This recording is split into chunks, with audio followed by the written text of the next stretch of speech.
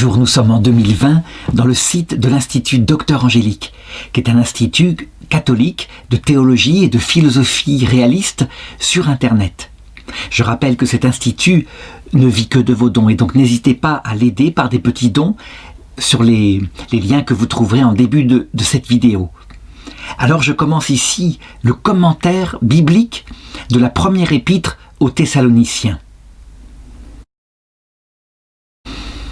Et je voudrais d'abord rappeler un petit peu ce que c'est que cette théologie particulière, cette théologie biblique.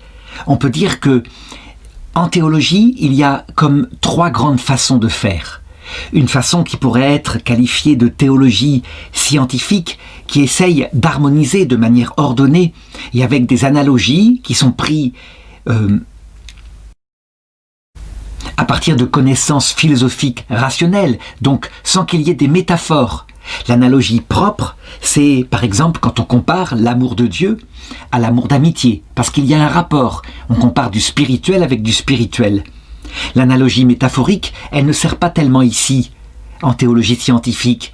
C'est par exemple quand on comparerait la charité à un feu, ça veut dire à une métaphore sensible, mais ça parle au cœur, et ça c'est plutôt utilisé en théologie mystique, celle qui regarde le cheminement de l'amour. Eh bien, on pourrait dire que la théologie qu'on appelle scientifique, donc qui cherche à rationaliser la foi, la théologie mystique qui élabore des traités pour voir comment l'amour grandit, eh bien, sont des préparations, et qu'on atteint quelque chose comme un sommet lorsqu'on commente directement ce qu'on pourrait appeler les canaux de la révélation venant du Saint-Esprit. Et les canaux par où nous sont parvenus la révélation sont au nombre de 3. Il y a la tradition sainte, c'est le canal le plus profond, puisque c'est l'Esprit Saint dans le cœur des saints. Et les saints eux-mêmes ont écrit ces écritures-là, qui ne sont que, je dirais, des dégradations, puisque on couche sur le papier en étant coupé de l'inspiration de celui qui a porté ces textes, puisque ces personnes-là, en général, sont mortes depuis longtemps. Le deuxième canal, c'est l'écriture. Et là, justement, c'est un texte de l'écriture qui nous est resté, alors que saint Paul est parti. Et puis le troisième canal, qui, je dirais, dépendant des deux autres, qui vient les confirmer, c'est ce qu'on pourrait appeler le magistère charismatique de Pierre et aussi des conciles. Pierre, c'est le successeur de Pierre, ce sont les papes. Les conciles, parce qu'il y a véritablement une protection actuelle pour confirmer les frères dans l'interprétation qu'ils donnent des Écritures ou de la tradition. On voit que ces commentaires bibliques restent de la théologie, ça veut dire que c'est l'intelligence qui essaye de comprendre ces textes, d'en commenter le sens, en se servant évidemment de ce qui a été préparé en nous, pour nous qui sommes débutants, à travers la théologie scientifique, la théologie mystique, etc. Il faut maintenant reconnaître que cette théologie biblique que je vais faire là, eh bien, elle est dépassée encore par autre chose. Ça veut dire qu'elle est un instrument pour quelque chose qui est plus grand qu'elle et qu'on pourrait appeler la vie mystique. La vie mystique, c'est plus simplement une rationalité, donc et l'élaboration de commentaires intelligents. C'est carrément la fréquentation de l'Esprit Saint par la prière. Et je l'ai dit, puisque la tradition, c'est de là que tout est sorti. L'Esprit Saint est venu dans le cœur des saints. Il est évident que lorsque, au terme, on fréquente l'Esprit Saint par la prière et qu'il nous enseigne, alors on atteint le sommet de la théologie, puisqu'il y a un discours sur Dieu, mais qui est vraiment de l'ordre de l'union entre l'amour et l'intelligence, et un discours qui est la fréquentation de la personne même de Dieu. Donc, il faut toujours se souvenir que si, au départ, un jeune théologien essaye d'élaborer une sorte de panel qui passe à peu près tout en revue avec de l'ordre, en général en commençant par Dieu et en terminant par l'eschatologie, donc la vision béatifique qui se passera au terme de notre vie lorsque nous verrons Dieu, eh bien tout cela c'est pour les débutants. Qu'il y a quelque chose de plus profond, ce que nous faisons ici, commentaire d'une source ou plutôt d'un canal très proche de la parole qu'a donnée Jésus, mais que le sommet, ce n'est pas ça. Le sommet, c'est carrément la fréquentation palpable et vivante, actuelle de Jésus par le cœur à cœur de la prière. Alors, Abordons maintenant une introduction assez courte de ce que c'est que cette première épître aux Thessaloniciens. Il y a, je dirais, un travail qu'ont fait les exégètes historico-critiques, ça veut dire des gens qui ont cherché à savoir si cette lettre était authentique, et la plupart ont reconnu qu'elle était authentique. Comment est-ce qu'ils procèdent ? Eh bien, en regardant simplement le texte, et par exemple des détails qui sont donnés par la lettre, au tout début par exemple, quand il est indiqué que c'est saint Paul qui écrit, et qu'il est accompagné pour l'écrire de Sylvain et de Timothée. Et donc on arrive à reconstituer à peu près l'époque en regardant les parallèles dans les Actes des Apôtres, où les voyages de saint Paul sont racontés, pas entièrement, mais en tout cas une partie. On arrive à reconstituer que sans doute c'est une épître qui est très ancienne. Elle a dû être écrite, disent certains, vers 50 après Jésus-Christ. Donc peut-être moins de 20 ans après la conversion de saint Paul. Alors après ça, il ne faut pas se faire d'illusions. Certains exégètes disent donc que c'est sans doute le plus vieil écrit du Nouveau Testament. En réalité, ça vient d'autres théories qui par contre doivent être critiquées et qui consistent à dire par exemple que l'évangile selon saint Marc serait écrit peut-être vers 80 après Jésus-Christ, tout simplement parce que, disent ces exégètes-là, étant donné que la ruine du temple de Jérusalem est annoncée, c'est donc qu'elle a déjà eu lieu, ce qui est parfaitement absurde, ce qui est un a priori qui consisterait à dire qu'il n'y a de prophétie que sur le passé, qu'il n'y en a jamais sur le futur. Donc, il faut reconnaître que l'exégèse historico-critique, elle donne quelques indications, mais que souvent elle le fait de manière beaucoup trop forte, pas assez hypothétique, pas avec assez d'humilité, alors que c'est une discipline extrêmement fragile, puisque cette exégèse-là, elle fonctionne comme la méthode historique, avec les documents qu'elle a, avec les déductions qu'elle a, et quelquefois, à partir des années 60, on a été dans une mode d'hypercriticisme, au point que rien n'était de saint Paul, rien n'était de saint Jacques, rien n'était de saint Pierre. Tout était écrit par une école, peut-être même au second siècle, alors que les apôtres étaient tous morts, ce qui était manifestement exagéré. Donc je dirais que l'exégèse historico-critique, il faut s'en servir, l'Église le demande, parce qu'il y a vraiment eu un contexte par lequel ces épîtres ont été écrites, mais il faut savoir lui donner sa juste place, qui est une place modeste. Et nous ne restons pas dans cette partie exégétique. Nous abordons tout de suite le commentaire d'un point de vue théologie biblique. Ça veut dire que je ne vais pas chercher simplement le contexte historique, le sens que saint Paul a voulu donner, mais véritablement, plutôt, le sens que l'auteur principal de ces épîtres, parce que saint Paul, l'Église l'a affirmé et réaffirmé dans le Concile Vatican II, dans Dei Verbum, saint Paul a été inspiré par l'Esprit Saint. Ça veut dire qu'il n'a rien dicté, l'Esprit Saint n'a rien dicté à saint Paul. Saint Paul a écrit avec ses mots propres. Mais invisiblement, l'Esprit Saint était là, particulièrement pour lui, pour le protéger, parce qu'il savait que ces lettres-là seraient dans la révélation publique de l'Église. Et donc il a fait que ne soit marqué dedans que ce qui lui plaisait. Et ça consiste du coup, dans un premier temps, à se demander ce que sont que ces épîtres. Quelle valeur elles ont ? Eh bien, on peut dire que quand on regarde toutes les épîtres qui sont après les 4 évangiles, ce sont des lettres venant d'évêques. D'évêques, c'est-à-dire que peut-être ça paraît anachronique ce que je dis, mais on peut dire que les encycliques des papes, les encycliques quelquefois que sortent les évêques, sont dans le même genre. Ça veut dire que ce sont des lettres qu'un évêque, qu'un supérieur écrit à l'Église dont il est le supérieur. Et elles contiennent dedans énormément d'éléments. On va voir que dans l'épître, la première épître aux Thessaloniciens, c'est un petit peu comme les encycliques actuelles venant des papes.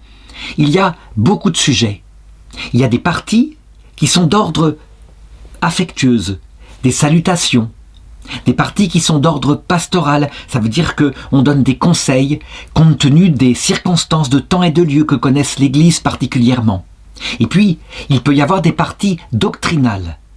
Donc, il faut être capable, en lisant une lettre, une encyclique, de voir que tout n'est pas forcément doctrinal, tout n'est pas forcément pastoral. Parfois, c'est simplement une lettre affectueuse où l'évêque donne des nouvelles de lui-même, et parfois, c'est les 3. Et en général, les épîtres de saint Paul sont les 3. Et justement, Le premier chapitre de la première épître aux Thessaloniciens, c'est de l'ordre, on pourrait dire, du pastoral, avec des éléments doctrinaux. Ça veut dire que, je vais le montrer, il y a effectivement des aspects de la foi qui interviennent parce que Saint Paul, il est comme ça, il est un croyant, il ne peut pas parler uniquement de lui. Même s'il y a aussi des salutations et des gestes d'affection qui viennent de lui par rapport à cette Église qu'il a évangélisée. Du coup, quand on se demande quelle est la valeur doctrinale, je dirais même dogmatique et peut-être même impliquant l'infaillibilité de cette première épître, eh bien, il faut regarder passage par passage. Il faut être capable de discerner là où il y a doctrine et là où il y a salutation affectueuse. Et donc c'est ce que je vais faire ici, donc dans ce premier chapitre, en prenant des exemples et en indiquant justement là où intervient de la doctrine. Donc ça commence comme ça, Paul, Sylvain et Timothée à l'église des Thessaloniciens, qui est en Dieu le Père, dans le Seigneur Jésus-Christ, à vous grâce et paix. Rien que dans cette phrase-là, on le voit, il y a un aspect affectueux. Paul, Sylvain, Timothée, l'Église les connaît, ce sont des apôtres. Sylvain, c'est un nom grec. Dans cet aspect affectif, il y a par exemple la formule « à vous grâce et paix », où on peut deviner que Saint Paul, Timothée et Sylvain y ont mis une adresse simplement polie, mais pas seulement. Ça veut dire que la grâce, c'est la bienveillance qu'il leur apporte. La paix, c'est aussi comme ça, un peu comme on disait entre juifs, shalom, shalom qui veut dire paix. Donc c'est une salutation, mais certainement l'Esprit Saint a donné à cela un sens beaucoup plus profond, que nous savons parce que l'Église a développé sa théologie. La grâce que souhaite Saint Paul, c'est évidemment la grâce surnaturelle, celle qui permet un contact affectueux avec le Christ, ce qu'on appelle la charité, mais ça il en parlera plus tard.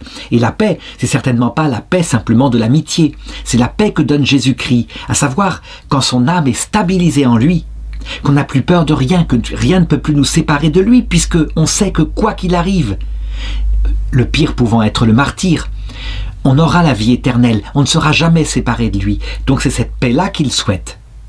Est-ce que Saint Paul l'a vu explicitement? Je dirais peu importe. Il y a l'auteur qu'est l'Esprit Saint, et c'est à nous de voir le sens surnaturel aussi qu'a cette salutation. Et puis, il y a entre les deux, l'Église des Thessaloniciens, qui est en Dieu le Père dans le Seigneur Jésus-Christ. Qui est en Dieu le Père dans le Seigneur Jésus-Christ, ça, c'est une partie doctrinale qui intervient dans la salutation. Sauf qu'il faut bien considérer que là, ce n'est pas très précis. Il y a bien la Trinité, mais uniquement par les deux personnes pour le moment. L'Esprit Saint n'est pas du tout abordé ici. Donc, qui est en Dieu le Père, on pourrait dire, Dieu le Père est Dieu. Et le Seigneur Jésus-Christ, le titre de Seigneur, par contre, ne se réfère pas forcément tout le temps dans l'Écriture à Dieu. Il peut être appliqué aussi à un roi, à un prophète. On voit par exemple Jacob, qui lorsqu'il rencontre son frère Ésaü, l'appelle mon Seigneur, pour l'honorer simplement. Ça veut dire que là, si on prenait cette phrase-là en la tirant de tous les autres enseignements de Saint Paul qu'il y a dans d'autres encycliques, on pourrait dire, mais il n'est pas du tout précis en ce qui concerne la Trinité. Il aurait dû dire qui est en Dieu le Père et dans le Seigneur Jésus-Christ, qui est notre Dieu, qui est le Verbe de Dieu, qui est la contemplation de Dieu. Il ne le dit pas ici, ce qui veut dire que parfois dans les encycliques c'est pareil. Il peut y avoir des éléments doctrinaux qui seront plus tard précisés. Et je dirais que toute l'histoire des conciles œcuméniques, par exemple des 6 premiers conciles œcuméniques qui ont défini la Trinité, la divinité du Christ, etc., eh bien c'est un peu cette histoire-là. Le concile de Nicée, il a précisé des choses, mais il n'a pas pensé à préciser certaines choses qui seraient des objections un peu plus tard. Du coup, ça a été fait au concile suivant, le concile de Constantinople, qui n'avait pas pensé encore à un point, qui a provoqué une autre hérésie, et donc le concile suivant a dû repréciser. Ça veut dire en fait qu'il y a, non pas, je dirais, un changement du dogme, une évolution du dogme, mais une précision, au fur et à mesure que l'histoire de l'Église avance, des points dogmatiques. Et donc un ancien concile peut ne pas préciser certaines choses qui seront précisées dans un concile suivant. Le credo actuel, celui du pape Paul VI, sorti en 1968, c'est un credo qui fait 5-6 pages, qui ne peut pas être récité à la messe. Pourquoi ? Parce que Paul VI a voulu y mettre tous les aspects principaux de la foi. Quand on le compare au credo de Nicée, concile qui a eu lieu au IVe siècle, au début du IVe siècle, eh bien, on compare qu'il est énormément plus développé. Dans le credo de Vatican II, on parle du péché originel, de la présence réelle dans l'Eucharistie. Le pape Paul VI a juste oublié. Ça peut arriver, c'est un oubli. Il aurait pu y penser, mais il n'y a pas à penser, et certains le lui ont reproché. Il a oublié, lorsqu'il parle dans ce credo de l'eschatologie, de parler de l'existence de l'enfer éternel. Mais ce n'est pas parce qu'il le nie, c'est parce que simplement, eh bien, ça peut arriver qu'un point ou un autre, on n'y pense pas. L'essentiel est que la totalité des dogmes de l'Église, eh bien, définit ce que c'est que l'enfer. Et il y aura probablement, avant la fin du monde, un concile qui se penchera sur cette question de l'eschatologie, c'est-à-dire de la vie après la mort. Bien là, c'est pareil. Qui est en Dieu le Père et dans le Seigneur Jésus-Christ, c'est donc une doctrine, mais une doctrine qui n'est pas de toute précision, qui fait partie d'une salutation, mais c'est bien un élément doctrinal. Et le verset 2 continue par un élément encore affectueux et pastoral en même temps. Ça veut dire que les apôtres, on peut dire qu'ils ont 3 fonctions. Ils ont la fonction de docteur, ils enseignent la foi, d'où la phrase « qui est en Dieu le Père et notre Seigneur Jésus-Christ ». Mais pas seulement, ils ne sont pas que des enseignants de la bonne doctrine. Ils ont une fonction pastorale. Ça veut dire qu'ils sont là pour aider le troupeau à marcher dans le concret de là où il en est rendu vers le salut éternel. Et là, on peut dire que cette salutation, nous rendons grâce à Dieu à tout moment pour vous tous, en faisant mention de vous sans cesse dans nos prières, eh bien, c'est l'affection d'un pasteur pour les brebis de son troupeau. Et il prie pour eux afin qu'ils obtiennent un jour la vie éternelle. La 3e fonction, c'est la fonction liturgique, qui n'est pas tellement exercée dans cette encyclique-là, dans cette lettre-là, mais qui l'est dans d'autres, à savoir que les apôtres sont responsables d'organiser le culte de Dieu et de mettre certaines normes que le Seigneur, par exemple, n'aurait pas mis. Le Seigneur, lui, dans l'Eucharistie, par exemple, il n'a signifié que les paroles de la consécration, et il l'a fait autour d'un repas. Eh bien, on voit saint Paul qui, dans une épître, se rendant compte que ce repas qui précède l'Eucharistie devient un bazar dès qu'il y a trop de monde dans l'Église, eh bien, il n'hésite pas, comme pasteur et comme organisateur de la liturgie, à changer la liturgie du Seigneur lui-même. Il garde les paroles évidemment intactes de la consécration, puisque c'est le cœur du mystère. Et là, il ne lui appartient pas de les changer, mais il supprime le repas qui précède parce que ça tourne à n'importe quoi. C'est donc une audace fantastique de faire cela. C'est le rôle du pasteur, c'est pour ça que le Seigneur a vraiment élaboré ses apôtres et les évêques qui succèdent comme responsables de l'Église, avec une grande liberté d'initiative, sauf sur ce qu'il a évidemment fixé de lui-même. Ça veut dire par exemple qu'un pape ne pourrait pas annuler un décret doctrinal. La doctrine est infaillible et donc jamais elle est annulée, mais elle peut être précisée. Par contre, un pape pourrait annuler une décision pastorale parce qu'elle n'est plus adaptée à tel temps. Par exemple, je me souviens, à l'époque du pape Pie XI, on lui avait demandé s'il fallait une éducation sexuelle aux enfants. Il avait répondu « Mais non, certainement pas, les enfants sont innocents, il faut les laisser tranquilles ».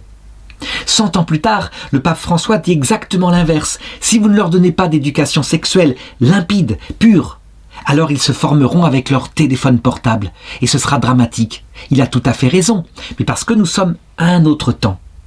Donc la pastorale peut changer, de même certaines liturgies peuvent être changées par l'Église, c'est le 3e rôle de la fonction des papes.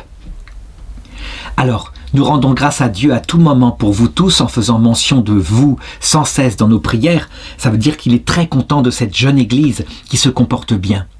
Et nous rappelons en présence de notre Dieu et Père l'activité de votre foi, le labeur de votre charité, la constance de votre espérance, qui sont dus à notre Seigneur Jésus-Christ. Alors là, exercice intéressant. Est-ce que nous sommes dans un aspect pastoral ?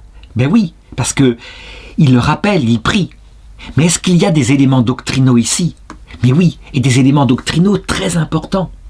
C'est la première fois où apparaissent dans un texte, et saint Paul les développera bien ailleurs, les 3 vertus théologales. C'est-à-dire des vertus qui ont Dieu pour objet et qui s'appuient pour aller vers Dieu sur Dieu lui-même. Par exemple, la foi consiste à croire en Dieu, en son évangile, en tout ce qu'il fait, au salut qu'il a donné. Et on y croit non pas à cause de saint Paul, non pas à cause, je dirais, de saint Jacques, mais on y croit à cause de Dieu. Parce que Dieu lui-même ne peut pas nous tromper. Il ne peut nous avoir donné que la vérité. Il est comme cela. Et donc, l'objet est d'abord Dieu et son salut, et l'appui, puisqu'une foi s'appuie sur une autorité. Si je crois en l'existence de Vénus alors que je ne l'ai jamais vue, c'est que je crois aux astronomes. Eh bien, l'appui est sur Dieu lui-même. Ce qui veut dire que la vraie foi, vertu théologale, c'est pas la foi d'un enfant qui croit sa maman, qui lui dit que Jésus-Christ est Dieu. C'est quand cet enfant tourne cette foi pour dire « j'y crois par moi-même ». Je suis sûr que c'est vrai, parce que Jésus-Christ ne peut pas me tromper.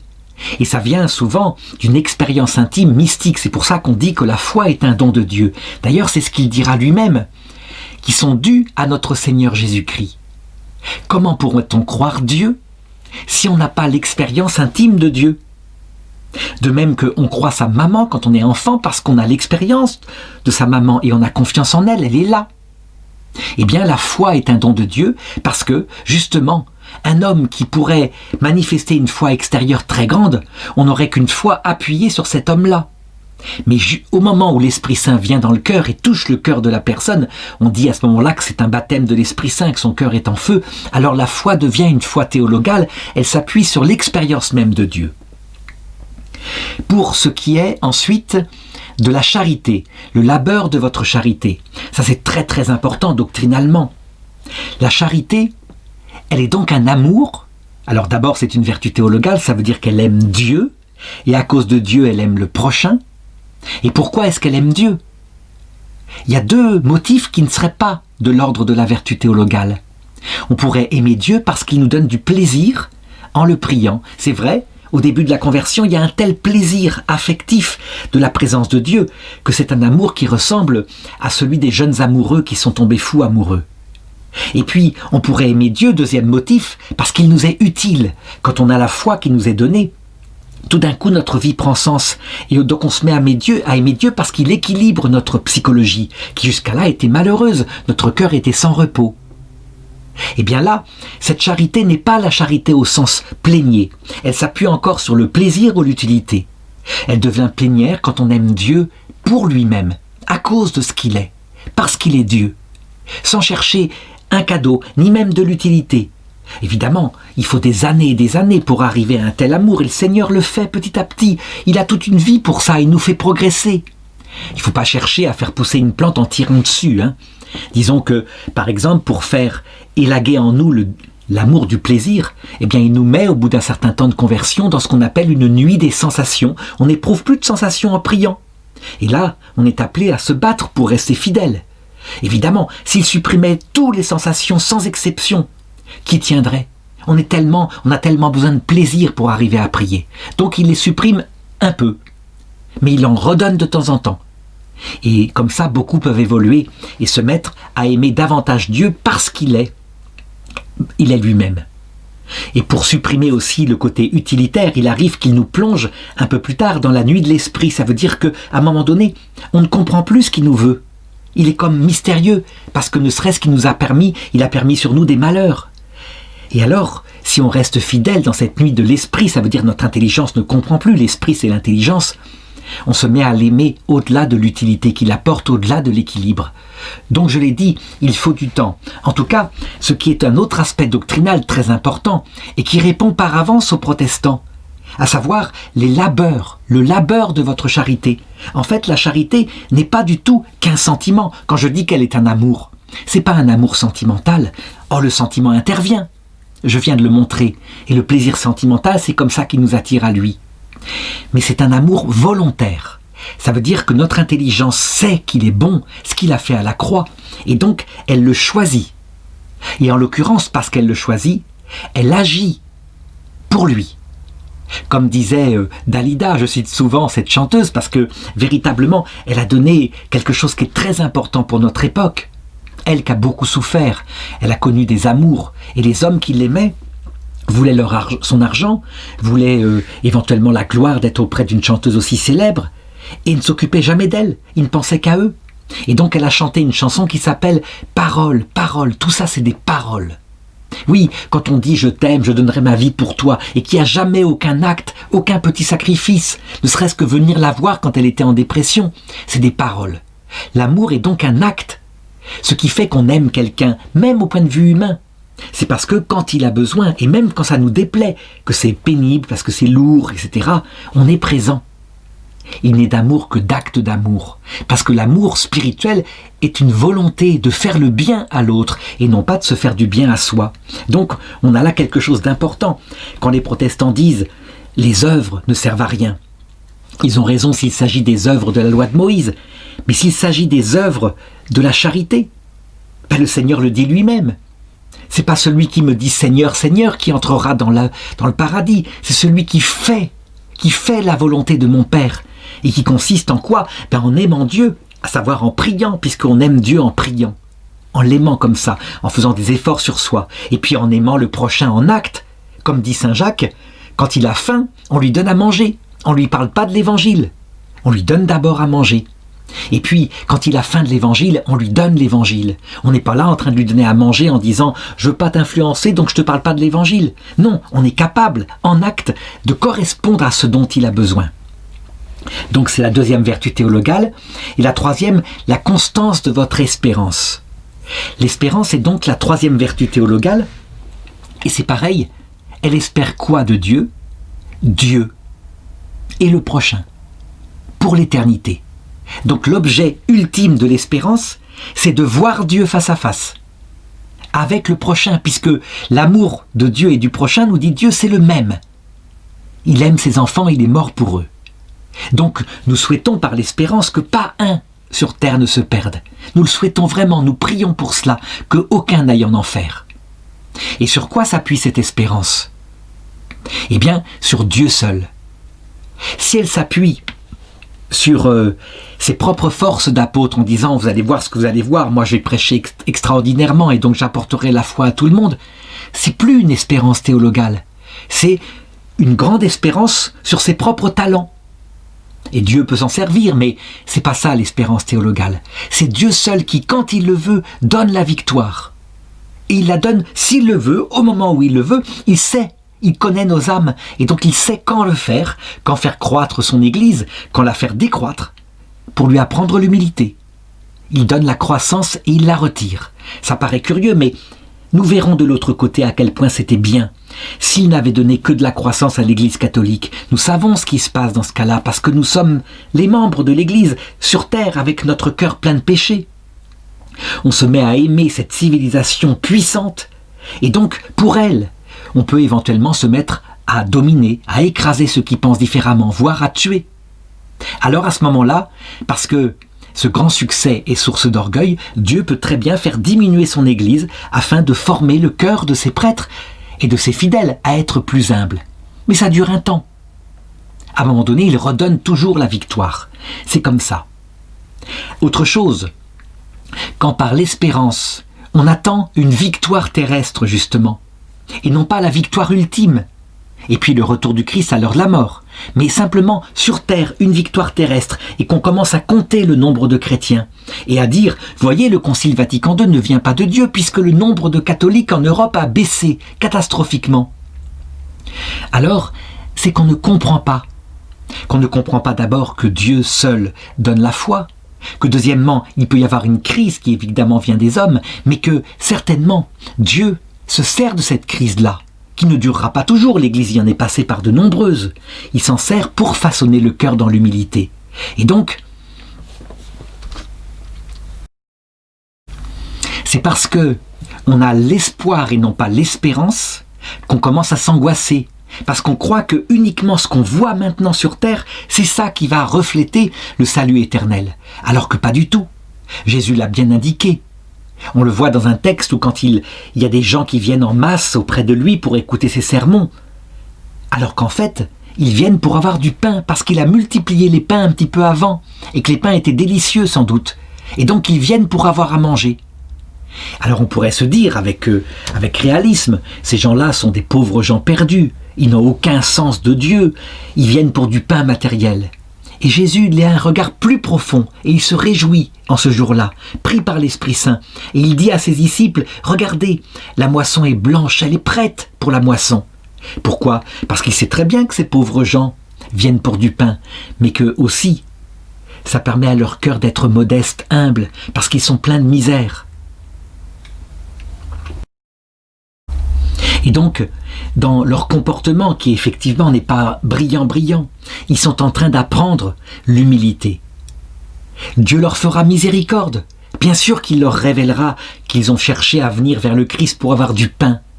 Mais quand il leur révélera, si ces gens sont assez préparés à l'humilité, aussitôt ils le reconnaîtront et ils se repentiront et ils seront sauvés d'un grand salut, puisque le salut est donné à la mesure de l'humilité et en conséquence de l'amour qui en sort quand on est pardonné par un tel Dieu.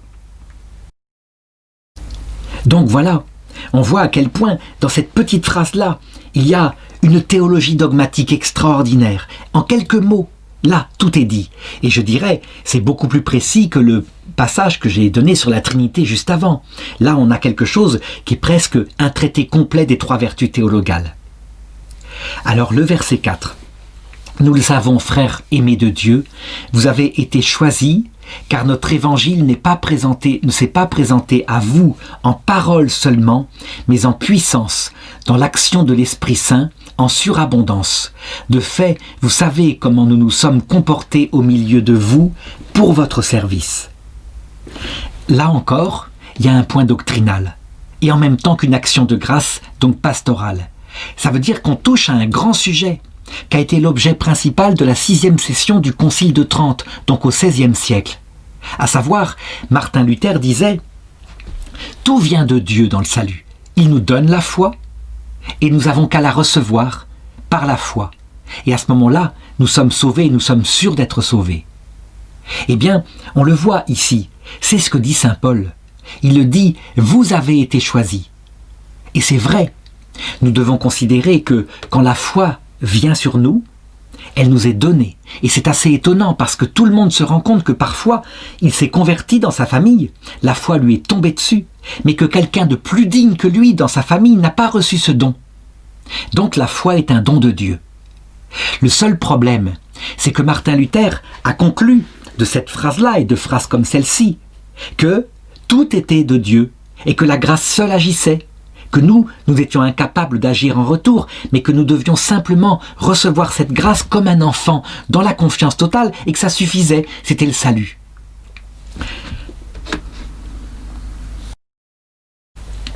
En réalité, corrigera l'Église catholique dans cette 6e session, tout vient de Dieu au départ. Et c'est vrai, c'est lui qui vient nous chercher, et Jésus d'ailleurs le dit, ce n'est pas vous qui m'avez trouvé, c'est moi qui suis venu vous chercher pour que vous portiez du fruit. Et c'est vrai, qui aurait l'audace ou la capacité par sa propre petite intelligence de remonter à un tel Dieu, de connaître son amour, etc., sans qu'il vienne nous chercher en nous donnant la foi. Je l'ai dit tout à l'heure, la foi est un don de Dieu parce que c'est Dieu qui vient brûler notre cœur et avec cette expérience de sa présence, on se met à avoir confiance en lui. Avant, on peut très bien trouver le message chrétien intelligent, etc. Mais comme on trouve très intelligent un mythe grec, ils peuvent être très intelligents les mythes grecs, qu'on se souvienne aussi des mythes de l'Égypte antique, Osiris, Isis. Et les gens sont incapables d'y croire, ils prennent ça comme une belle histoire. Là, quand il s'agit d'une rencontre, on voit bien que c'est un don de Dieu. Qu'est-ce que c'est qui ne va pas alors ? Cette phrase, elle va très bien. Parce que saint Paul ne donne pas un traité complet de la grâce. Mais ce que l'Église dira plus tard, c'est qu'en fait, cette première étape quand Dieu vient nous chercher, eh bien, il nous attire par son amour et notre cœur est comme en feu. Une fois qu'on se rend compte de là et qu'un enseignement nous est donné qui explique d'où vient ce feu dans notre cœur, eh bien, nous comprenons comme des personnes ce qui est en train de se passer, ce qu'a fait Jésus-Christ, à quel point il est amour. Et donc, enflammés par cette connaissance, nous nous mettons à l'aimer, attirés par la grâce en même temps. Et aussitôt Dieu crée en nous un organisme qu'on appelle la grâce sanctifiante qui nous permet de l'aimer vraiment comme un ami. Il faut bien que notre cœur soit surélevé. Comment nous, petits vermisseaux, pourrions-nous aimer d'amitié un tel Dieu? Il y a une telle distance que l'amitié n'est pas possible. C'est comme si, par exemple, un simple artisan prétendait être capable d'amitié avec un grand roi qu'il ne fréquente jamais, un grand roi qui est inaccessible. Ça serait impossible, il y a une telle distance que l'amitié n'est pas possible. Pour l'amitié, il faut véritablement avoir une sorte d'égalité, égalité de droit, de connaissance, de fréquentation. Et donc Dieu s'est abaissé, il a élevé l'homme par sa grâce, et là peut commencer cette amitié-là. Eh bien cette amitié, elle ne vient pas seulement de nous, elle est portée par la grâce, n'empêche qu'elle est source d'actes. Nous répondons à cet amour de Dieu par des actes, les œuvres de la charité, comme dit saint Paul au verset précédent. Donc nous ne sommes pas seulement des enfants passifs, nous sommes véritablement dans la vie de charité, en train de l'aimer en retour, de faire sa volonté, et lui, en échange, petit à petit, va purifier notre charité, la faire passer de cette charité qu'aime le plaisir, ou qu'aime l'utilité qu'elle nous donne, l'équilibre, pour une charité gratuite qu'il aime pour lui-même. Et il faudra peut-être quelquefois toute une vie, sans compter le purgatoire après la mort, chose que les protestants refusent puisqu'ils disent « Non, il suffit de la foi reçue ». Et à ce moment-là, on est sûr d'être sauvé. Les catholiques répondent « Mais non, la foi est la porte qui ouvre à la charité, et c'est la charité qui fait le salut. Donc elle doit être purifiée, et on le voit en nous, ça se passe pareil dans le mariage. Il y a là une analogie tout à fait belle. Il n'empêche que nous avons été choisis.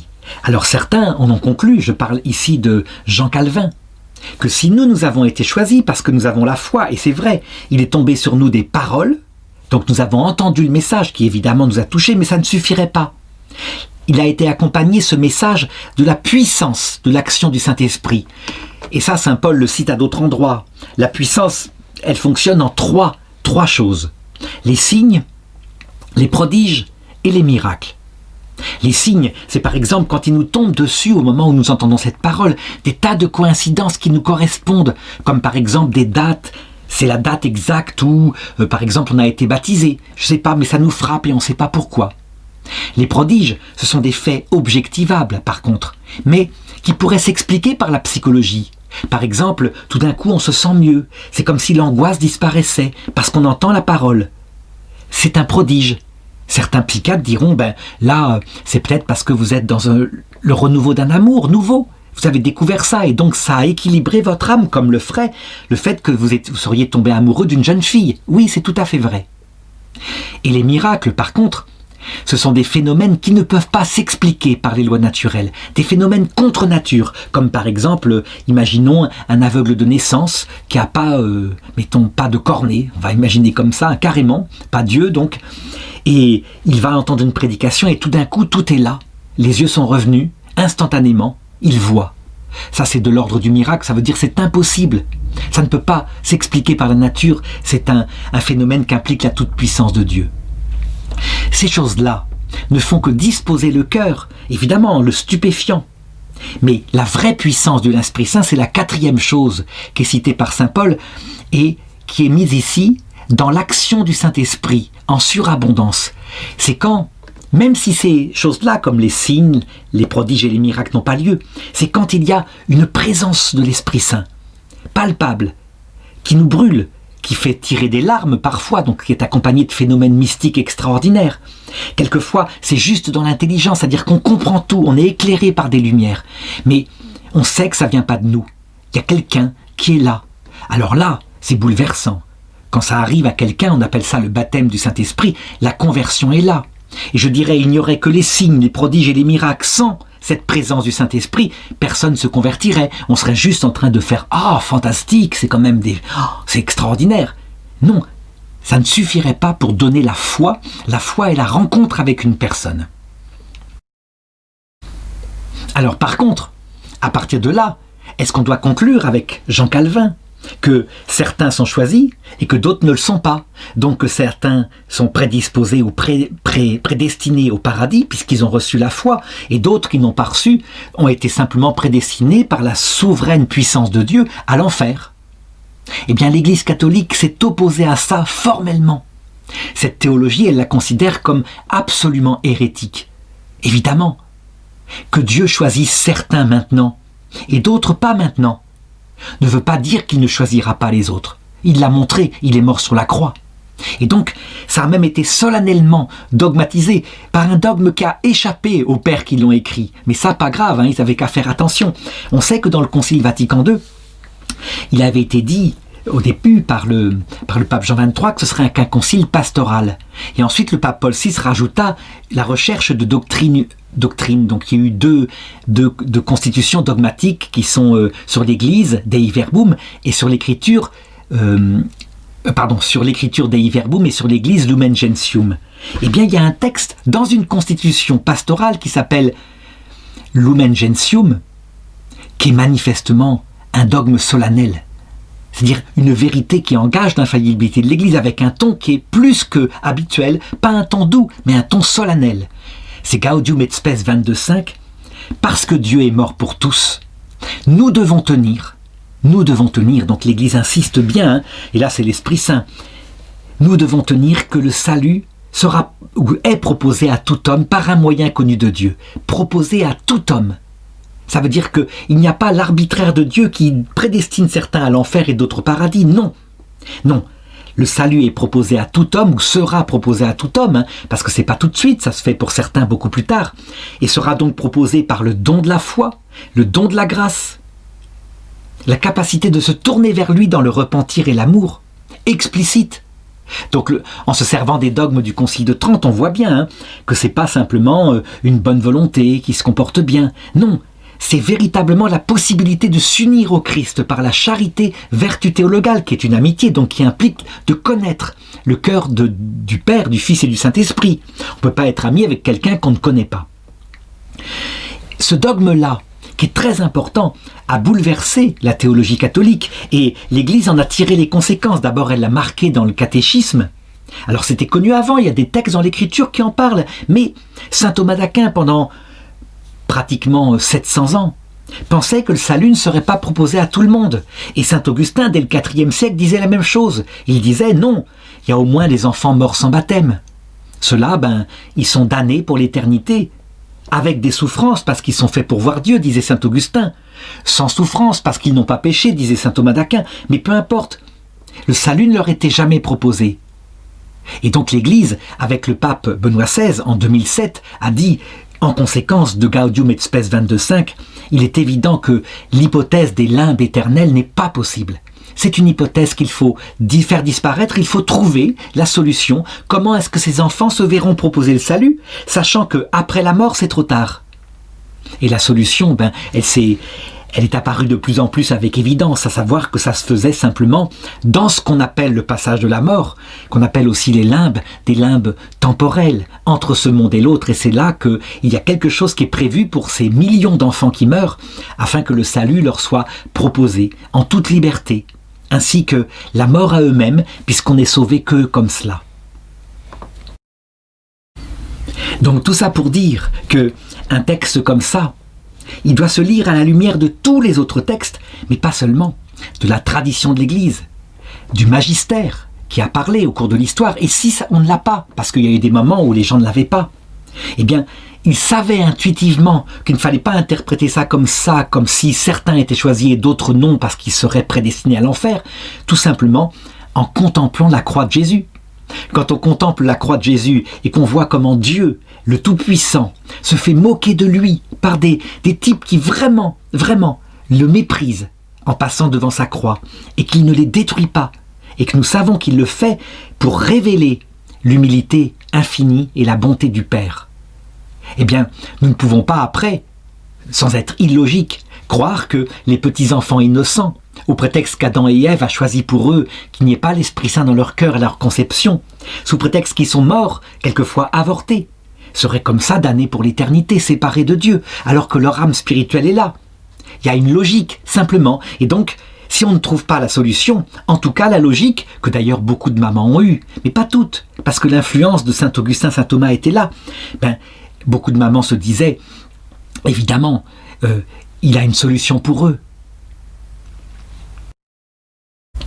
Et je dirais même actuellement, quand une maman qui a provoqué des avortements se convertit, qu'elle découvre cela, immédiatement son instinct est de se dire, Ben, Dieu, il est au-delà du temps. J'ai fait cette énorme bêtise, je ne savais pas.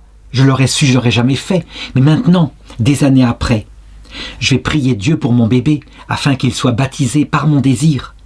Qu'il soit baptisé quand je l'ai avorté, 10 ans plus tôt. Eh bien, Dieu qui est au-delà du temps, évidemment qu'il entend la prière de la maman.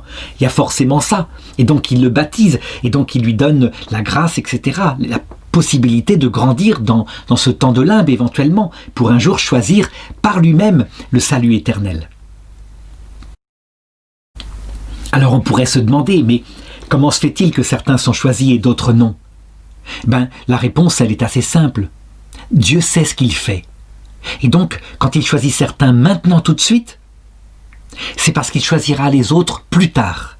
Et parce que c'est mieux pour eux. Peut-être qu'un temps d'errance en ce monde où on ne connaît pas Dieu va creuser dans leur cœur un tel désir et un tel désespoir aussi, parce que le cœur est fait pour Dieu, que du coup, le jour où leur sera proposé le salut, et parfois ça se fait à l'heure de la mort, par la Vierge Marie, qu'ils ont prié une seule fois avec le « Je vous salue Marie » qui le demande, eh bien le salut à ce moment-là leur est proposé. C'est la parabole des ouvriers de la 11e heure, où on voit que ces gens-là qui ne travaillent que 1 heure, c'est-à-dire le temps du passage de la mort, en se convertissant, en aimant, obtiennent la même récompense que nous qui avons travaillé toute notre vie. Et hélas, beaucoup d'entre nous, furieux, se disent « Mais à quoi ça sert alors ? Si tout le monde peut obtenir le salut à condition qu'il se mette à aimer Dieu à l'heure de la mort. » Eh bien, ça sert simplement que nous sommes une communauté de frères et que si nous avons reçu la foi maintenant, plus tôt, c'est pour la mettre au service de ces pauvres qui ne la connaissent pas encore. Et nous avons intérêt, par contre, à ne pas rentrer dans cette espèce de jalousie, mais au contraire à nous dire « Mais comme je remercie Dieu de m'avoir donné la foi maintenant parce que ma croix à moi est tellement légère en comparaison de leur croix à eux qui ne connaissent pas encore le Christ, qui par exemple peuvent perdre un enfant en s'imaginant qu'il est dans le néant, alors que nous savons que ce n'est pas vrai. Si nous perdons un enfant, nous savons qu'il est vivant dans l'autre monde. Donc il y a vraiment, je dirais, un amour, une communion qui doit être faite et non pas une jalousie. Ce sera uniquement dans l'autre monde, lors du jugement universel à la fin, au moment de la résurrection, que nous verrons à quel point Dieu a été sage, et par ses anges, à quel point il a su ce qu'il fallait pour chaque être humain, lui donner la foi au bon moment, lui permettre de l'accepter quand il fallait, et pas trop tôt. En ce qui me concerne moi, elle m'est tombée dessus à 14 ans. J'étais assez jeune, mais elle m'est tombée dessus, je dirais, alors que j'étais en dégradation, de délinquance. Et cette dégradation-là, qui a duré que 13 ans, eh bien, alors que j'en ai maintenant 55, elle est véritablement comme le souvenir noir d'années dans le sépulcre que j'aurais vécu avant de connaître le Christ. Et pourtant, 40 ans plus tard, on pourrait dire c'est oublié, il ne s'en souvient pas. Eh bien non, on peut dire que toute ma vie est fondée sur ces 14 ans sans lui, parce que je me souviens ce que c'est que la mort spirituelle quand on ne le connaît pas encore. Et du coup, eh bien, en conséquence, la ferveur, l'absence d'endormissement est toujours là, parce que je suis passé par là. Eh bien, ce sera exactement pareil pour certaines personnes qui ne seront choisies par la puissance de l'Esprit Saint qu'à l'heure de leur mort. Toute une vie sans lui, en comparaison. Peut-être que eux aimeront immensément plus que moi, parce que eux auront touché plus que 14 ans de malheur, mais toute une vie séparée du vrai amour qui donne sens à la vie. Et c'est pourquoi le verset 6 de cette première épître aux Thessaloniciens continue en disant « Et vous, vous êtes mis à nous imiter, nous, le Seigneur, nous et le Seigneur, en accueillant la parole parmi bien des tribulations, avec la joie de l'Esprit Saint. Et vous êtes ainsi devenus un modèle pour tous les croyants de Macédoine et d'Achaïe. » On peut se demander ici, mais comment se fait-il que, une fois qu'on a reçu la grâce du Christ, il continue d'y avoir des tribulations et qu'il y a en même temps la joie? Eh bien là, je crois que ce petit détail que donne saint Paul, qu'il constate alors que l'Église est toute jeune, eh bien ce petit détail permet de comprendre ce qu'on appelle la pastorale de Dieu sur nous. La première chose qu'on constate quand tout d'un coup on découvre la foi, et je me rappelle, à 14 ans, ça a été ça. C'est comme si tout d'un coup un monde immense s'ouvrait à moi alors que je croyais jusqu'ici que c'était juste la terre et la possession des mêmes matériels. Tout d'un coup, il y avait une vie éternelle. Donc c'est source d'une joie absolue, la joie de l'existence d'un Dieu et la joie d'un sens à la vie. Ça veut dire que ça équilibre profondément, sans compter, évidemment, quand on est jeune comme ça, que le Seigneur veut nous attirer à lui, les grâces sensibles, brûlantes qu'il met dans le cœur. Sinon, évidemment, on passerait beaucoup plus de temps devant la télé, qui donne plus de plaisir. Mais non, il nous attire par là. Donc il y a une grande joie, et cette joie-là, eh bien, elle a tendance à nous équilibrer. Ça veut dire que quand on est dans la joie complète, on est bien dans sa peau. Et donc on a tendance à se croire parfait. Et même quelqu'un de bien, pas étonnant, j'ai quand même été choisi par Dieu, pourra-t-on se dire. Et donc la joie est source, parfois, quand il n'y a qu'elle, d'orgueil. On se croit quelqu'un. Alors, comme Dieu veut nous sauver, qu'est-ce qu'il fait? Eh bien, il permet des tribulations. Ça veut dire des souffrances qui viennent de toutes les sources possibles. À savoir d'abord le retour de ses propres passions. Ça veut dire qu'au bout d'un certain temps, eh bien, arrive la nuit des sens dont je parlais tout à l'heure. Ça veut dire un petit peu l'ennui à la messe, à laquelle on est retourné pourtant. Et dans ce cas-là, eh bien, l'imagination qui part à droite, à gauche, c'est une tribulation qui vient de nos passions. Parfois, elle est accompagnée des attaques du démon, c'est-à-dire qu'au bon moment, il met la tentation qu'il faut. Et puis, il peut y avoir des tribulations venant par l'extérieur. Ça veut dire des gens qui, constatant que nous sommes devenus croyants, se mettent à nous persécuter, à se ficher de nous. Donc moi, à cette époque-là, j'étais très timide. Et je me rappelle, j'osais pas parler de ma foi en classe, parce qu'à l'époque, dans les années 80, c'était un ricanement, le fait d'être croyant. Personne ne l'était plus. Et je me rappelle, quand le pape Jean-Paul II était allé au Parc des Princes, j'étais allé aussi. J'avais tout fait pour le cacher, mais évidemment, les copains s'en étaient rendus compte. Il n'empêche que j'en étais là. Joie et puis peur des tribulations. Et ces tribulations, elles avaient un but, elles me rappelaient que j'étais finalement un lâche, moi qui avais tellement reçu. Et donc, que finalement, j'étais pas mieux que les autres. Finalement, entre la joie qui peut conduire à l'orgueil, entre les tribulations qui pourraient peut-être conduire à une forme de dépression, le Seigneur met les deux de manière à ce que nous marchions vers lui. Les tribulations et nos propres péchés, qui sont des tribulations, des péchés de faiblesse, pour que nous restions dans l'humilité, et la joie, en même temps, pour que nous restions dans la merveille qui est ce salut. Il faut les deux. On peut dire qu'un chrétien, il marche vers la vie éternelle avec ses deux pieds. Et on peut dire que ça doit même s'appliquer dans sa vie sacramentelle. Quand nous sommes en période de joie, pleinement heureux parce que nous recevons le salut, alors nous devons communier à la messe. Mais lorsque nous sommes en période où nous avons constaté un péché en nous, l'Église nous invite à ne pas communier à la messe et d'aller d'abord nous confesser. Pourquoi ? Pour la même raison, la joie et, l'humilité. Ces deux vertus, je dirais, s'équilibrent, sans compter d'autres qui viennent avec, mais au point de vue affectif. Cet amour qui grandit par sa joie et cette humilité qui grandit par le fait qu'on est soumis à des tribulations sont indispensables. On a vu souvent des chrétiens qui étaient tellement bien, qui avaient réussi à acquérir de grandes vertus et qui étaient vraiment au service du Seigneur, dans une vie de prière intense, dans une vie de charité fraternelle, devenir des espèces de statues de condamnation. Ça veut dire ils n'avaient en fonction de leur propre perfection que à la tête la perfection. Et donc la vérité telle que Dieu l'enseigne et vers qui nous devons tendre. Et du coup, il se montrait très dur avec le prochain qui était plus faible, moins capable d'être vertueux. Souvent, alors le Seigneur envoyait à ces personnes-là une grande épreuve, qui les laissait dans le désespoir un certain temps, de manière à ce qu'ils touchent leur misère, et qu'ensuite, à partir de là, tout en gardant la vérité de l'Évangile, qui nous veut un amour total et un amour poussé jusqu'à l'amour des ennemis, qui aussi défend le dogme, eh bien, il se montrait miséricordieux et patient avec ceux qui étaient en progrès, sachant que le Seigneur, de toute façon, eh bien, il mènerait à leur perfection ces personnes-là. Ce qui est étonnant, c'est que quand ça se passe comme ça et que dans un chrétien, l'amour et l'humilité sont équilibrés, alors tout d'un coup, l'évangile se met à se répandre dans le monde. C'est ce que raconte le verset 8. Et de chez vous, en effet, la parole du Seigneur a retenti, et pas seulement en Macédoine et en Achaïe, mais de tous les côtés, votre foi en Dieu s'est répandue, si bien que nous n'avons plus besoin d'en rien dire. Au début de l'Église, lorsqu'elle était persécutée, beaucoup de païens de l'Empire romain se convertissaient parce qu'ils étaient frappés par cela. La bonté et l'humilité qui se manifestait chez les chrétiens, qui pourtant étaient quelquefois soumis à de persécutions telles qu'ils allaient être dévorés, par exemple dans le cirque, par des lions. C'était comme ça. Mais il voyait une union entre tous ces gens-là. On se rappelle par exemple le martyre de la petite Sainte Blandine à Lyon, où on voit, alors qu'elle est une petite esclave de 14 ans, on voit toute sa famille qui est là pour l'encourager à ne surtout pas renier, qui a peur qu'elle renie parce qu'elle est très fragile et très peureuse, qu'on va la livrer à un taureau furieux, etc.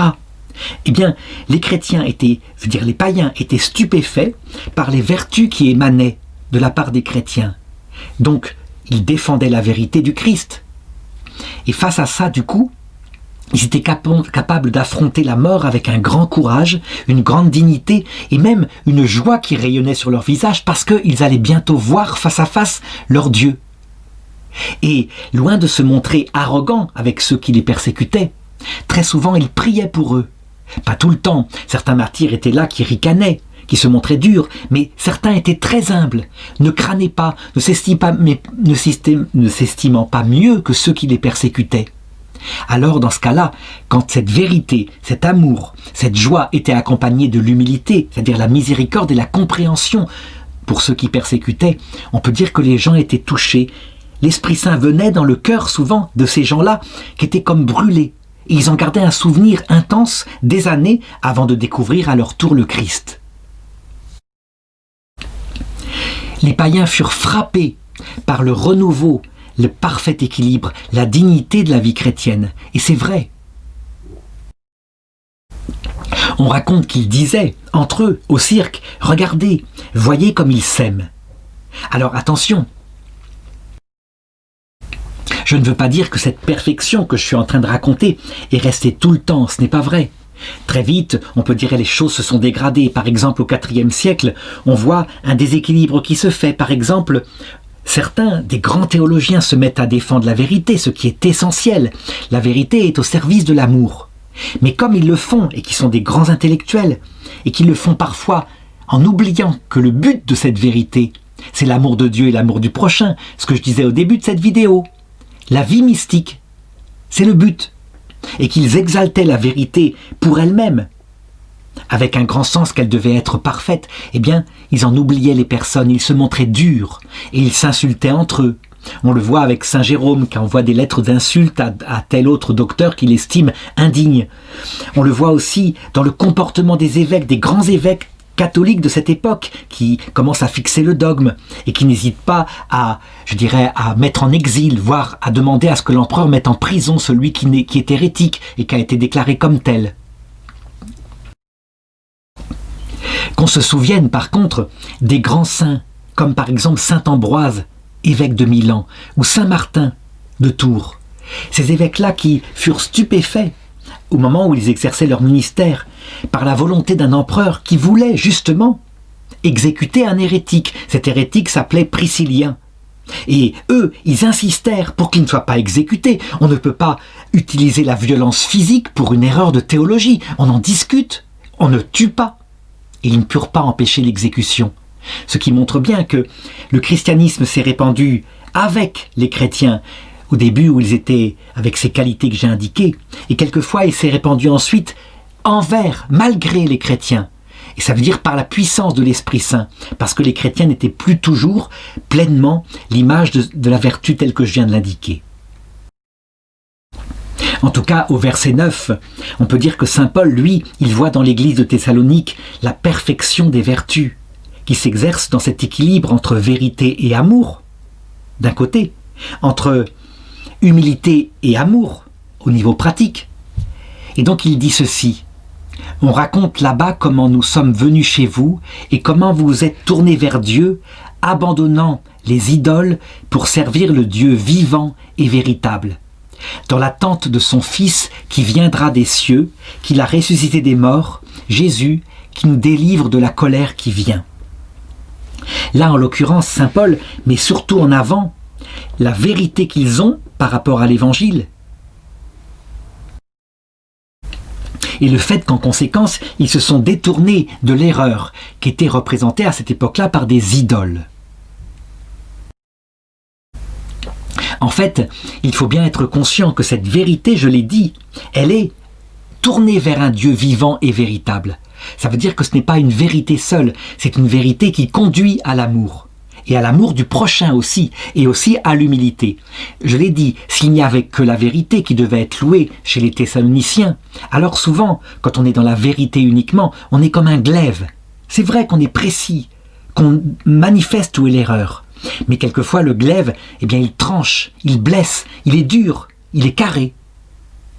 Le glaive est toujours accompagné en Jésus, on le voit face à la femme adultère, de la miséricorde et de l'amour. Vérité et amour se rencontrent. Ça veut dire qu'il est capable de dire à la femme adultère « Ne pêche plus ».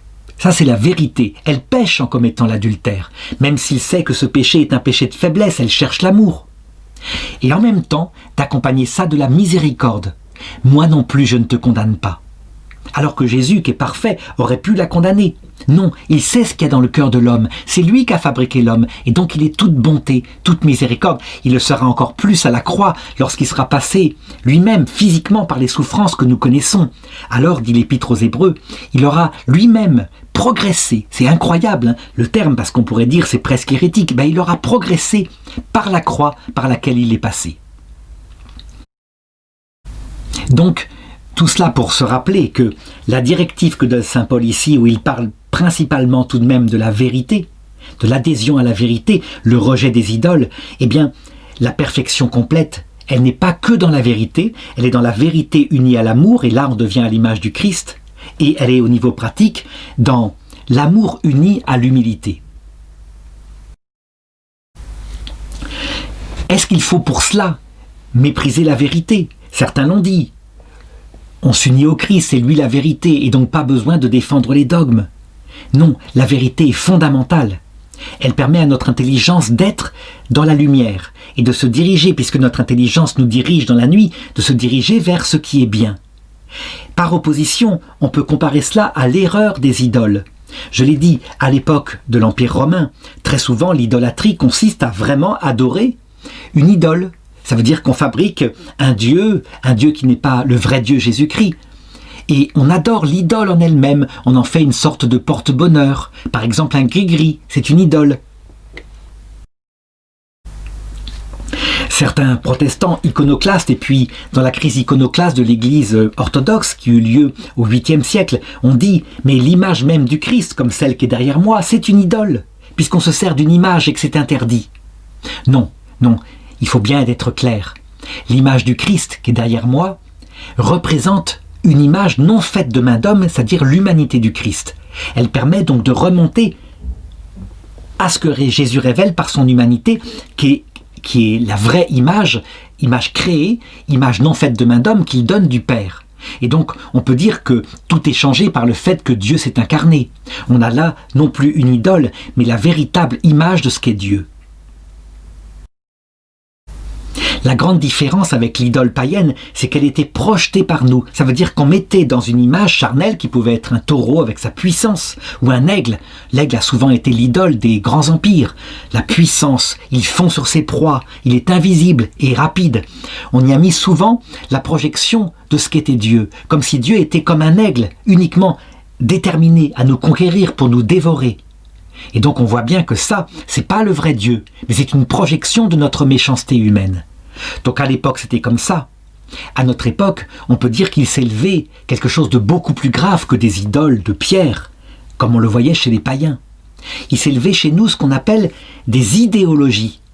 Ça veut dire des systèmes de pensée où l'homme est tordu parce qu'on exalte quelque chose dans l'homme mais on rejette tout le reste. Par exemple, l'idéologie la plus connue, c'est celle du marxisme, que certains défendent encore, donc qui a été très puissante au XXe siècle, qui est responsable de 100 millions de morts. Pourquoi elle est très puissante? Parce que on a l'impression qu'elle est scientifique. Elle consiste à dire que l'homme va trouver le bonheur dans un travail équilibré, égalitaire, partagé entre tous, au point que celui qui est malade a le même salaire que celui qui est en très bonne santé. Et l'ingénieur a le même salaire que l'ouvrier, parce que de toute façon, tout le monde est au service du bien commun. Ça paraît extrêmement généreux. Et le bonheur sortirait de là, disait le marxisme. C'était scientifique. Les bourgeois capitalistes qui exploitaient le travail allaient forcément périr par la révolte du grand nombre. Pourquoi c'était une idole qui a tué? Parce qu'elle oubliait certaines dimensions de l'homme. Ce qui rend l'homme heureux, certes, il faut qu'il y ait une justice dans le travail, c'est évident, c'est important. Mais ce qui rend l'homme heureux, fondamentalement, c'est de gagner plus quand il travaille plus parce qu'il travaille pour sa famille. L'homme est comme ça en général, il travaille pour sa famille, il se dévoue, il va donc donner une énergie à son travail pour pouvoir augmenter le niveau de vie de sa femme qu'il aime, de ses enfants, à qui il veut un avenir. Ça n'a jamais été mis dans un seul texte des œuvres de Lénine, qui pourtant c'est des dizaines de tomes, et c'est ce qu'on appelle une idéologie. En fait, le communisme s'est écroulé à cause de ça.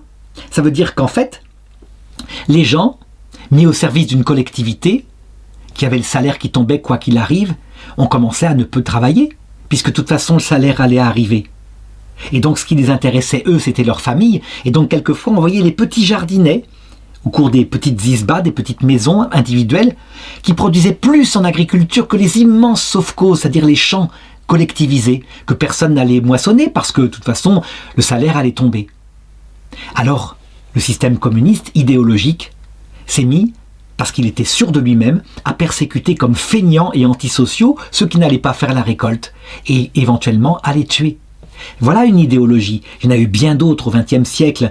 Il y a eu le culte de la patrie exalté au-dessus de tout, comme si la patrie, on pouvait les sacrifier comme à un Moloch, une génération entière, sans essayer de faire la paix. Il y a eu le culte de l'argent avec le capitalisme, il y a eu le culte du plaisir avec la révolution sexuelle de mai 68, le culte de la consommation avec la fin des 2 guerres mondiales, etc. Bref, toute une série de choses qu'on a identifiées au bonheur de l'homme et qui ne comblaient pas le cœur de l'homme. Le cœur de l'homme est fait pour le vrai Dieu. Donc nous sommes tout à fait dans des textes actuels, sauf qu'il faut remplacer le mot idole par le mot idéologie.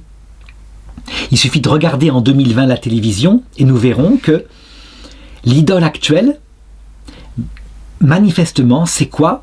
C'est l'enrichissement en Europe. On pense qu'à ça, donc on est très inquiet du chômage qui augmente. Et c'est deuxièmement, ne pas mourir, parce que nous sommes en pleine période où un petit virus a bloqué entièrement le monde, avec le confinement des gens, parce que c'était un petit virus et que le sommet, l'absolu, était de vivre maintenant sur Terre, avec la terreur que la mort nous entraîne.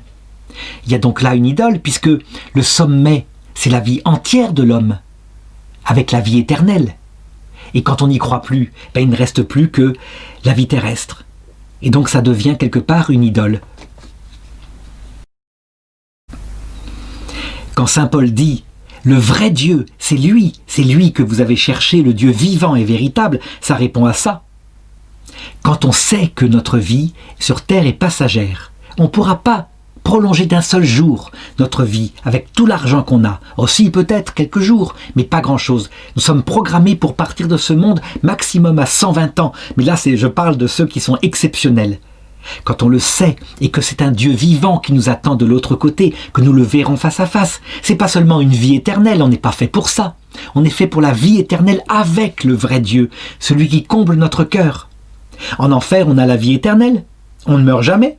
On a plein de biens matériels même. On récupère d'ailleurs un corps ressuscité, c'est ce que dit notre foi. Et on y est malheureux comme une pierre, parce que c'est une vie vaine.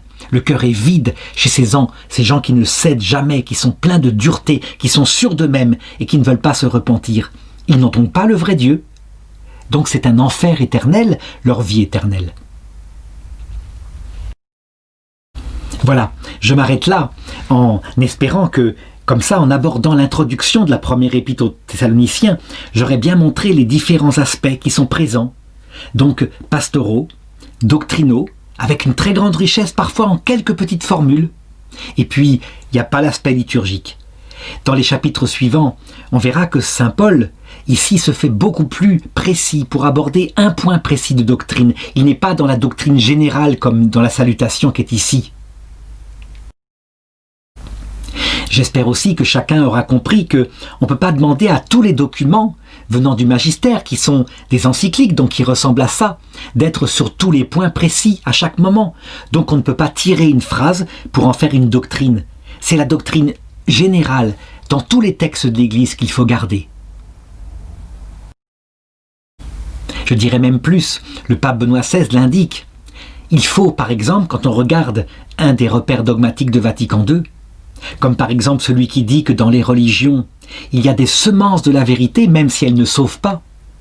Il faut toujours les regarder à la lumière des dogmes qui ont été définis par le passé, à savoir justement qu'elles ne sauvent pas en elles-mêmes, parce que seul le Christ sauve. Ce qui fait que, du coup, on ne peut pas exalter Vatican II contre le reste, ou exalter le reste contre Vatican II. C'est la totalité du magistère qui permet de comprendre. Sans compter, évidemment, l'écriture, la tradition et la contemplation de la croix. Mais là, j'en reviens à ce que j'avais dit au début de cette vidéo.